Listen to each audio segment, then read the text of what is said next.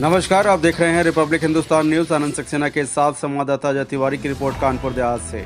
घरों में कुत्ते और बिल्लियों पालना आज के दौर में फैशन सा बन गया है, लेकिन जब वही कुत्ते और बिल्ली जान के दुश्मन बन जाएं तो मंजर क्या होगा। ठीक ऐसा ही मामला कानपुर देहात के अकबरपुर कस्बे में देखने को मिला है, जहाँ के रहने वाले एक परिवार में एक सप्ताह के भीतर पिता पुत्र की मौत से हड़कंप मच गया। बताया जा रहा है कि दोनों मौतें पालतू बिल्ली में फैले रेबीज के कारण हुई हैं। दरअसल ये पूरा मामला कानपुर देहात के कस्बा अकबरपुर का है, जहां के रहने वाले एक व्यक्ति ने अपने घर में एक बिल्ली को पाल रखा था।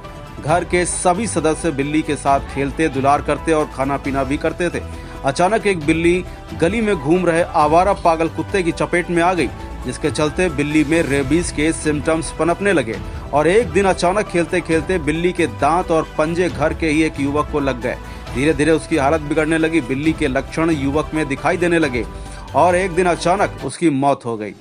और फिर यही स्थिति मृतक युवक के पिता के साथ भी हुई, यानी एक सप्ताह में पिता पुत्र की मौत बिल्ली के अंदर पनप रहे रेबीज के कारण हो गई।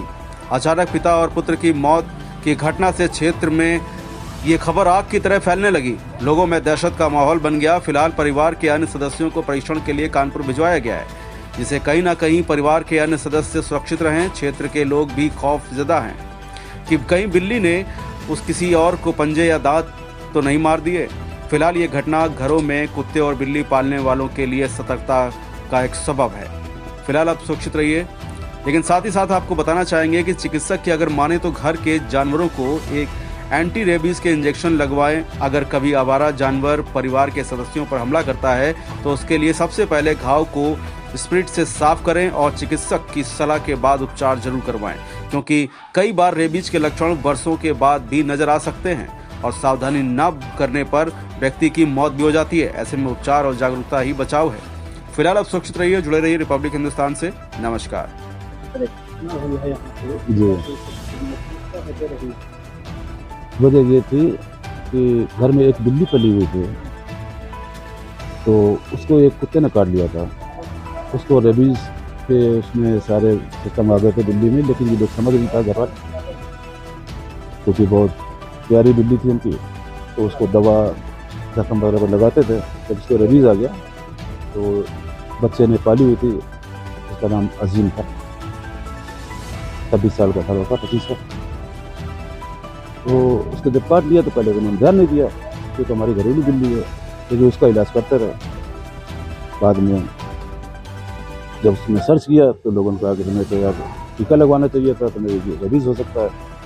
तो जब मैंने यूट्यूब में देखा तो उसको देखता गया तो वो बेचारा डर गया, और डरने में पता नहीं डर की वजह थी या क्या थी, तो उसके अंदर सारे गुण वही आ गए जो रेबीज होते हैं। तो पानी से डरना और हवा से डरना, इस तरह की हरकत करने लगा। शादी में पूरी फैमिली गई थी, तो वहाँ जाके चूँकि हवा लगी थी रास्ते में, तो शायद वो गुण में कुछ ज़्यादा ही उस टाइम हावी हुआ, तो हालत उसकी ख़राब हुई। वहाँ भोपाल में जाके दिखाया तो डॉक्टर ने कहा उसको अपने घर पे ले जाइए। तो रास्ते में ला गए तो रास्ते में उसने दम तोड़ दिया। शायद घबराहट की क्या थी।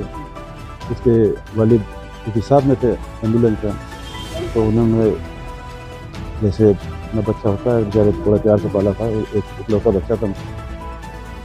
जब वो ख़त्म हो गया तो उस दिन से उन्होंने मास्टर साहब ने भी खाना पीना भी बंद कर दिया। डिप्रेशन में चले गए।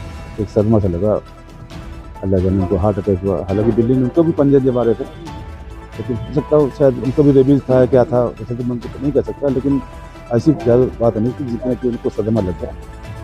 तो हम लोगों ने उनसे काफ़ी बात की कि निकालने की कोशिश करते थे, वहाँ से निकलेंगे, लेकिन शायद वो निकल नहीं पाए या ऊपर वाले को ऐसे ही मंजूर था भाई ऐसे उनके उनकी जांच किया। उनके तो पहली बात तो काटा था नहीं, नाखून खुद मारे थे, लेकिन कभी चेकअप करवा दिया गया। तो कल को बताया तो कुछ नहीं है, और आज भी कह रहे हैं बिल्कुल ठीक है।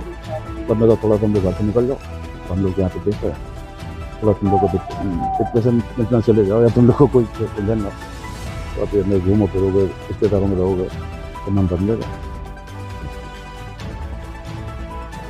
अकबरपुर में जैसा अभी आपने बताया कि किसी आवारा कुत्ते ने उनकी पालतू बिल्ली को काटा और बिल्ली ने उनके घर वाले सदस्यों को काटा, जिससे उनके घर के सदस्यों की मौत हो गई।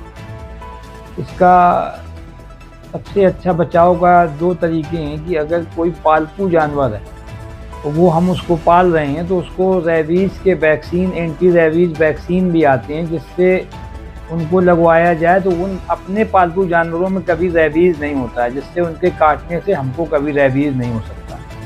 तो एक तो ये बचाव करें कि जो भी जानवर पालें उनको एंटी रेबीज़ वैक्सीन ज़रूर लगवाएं। दूसरा, अगर कोई आवारा जानवर या आवारा कुत्ता कभी किसी को काट ले तो उसमें ये पहले से पता नहीं चल पाता है कि इस जानवर को रेबीज़ है या नहीं है। हमें अपने एहतियातन या अपनी सुरक्षा के लिए रेबीज़ का इंजेक्शन तुरंत लगवाना चाहिए।